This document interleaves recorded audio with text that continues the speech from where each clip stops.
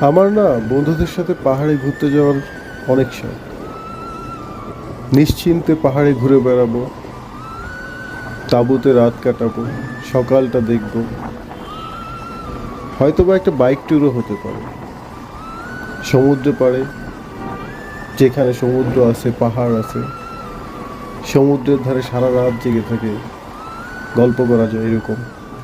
কিন্তু দেখুন, একটা সময় টাকা ছিল না, পরিবারের অনুমতি ছিল না। আর এখন টাকা আছে, পরিবারের অনুমতি আছে, কিন্তু সময় নেই।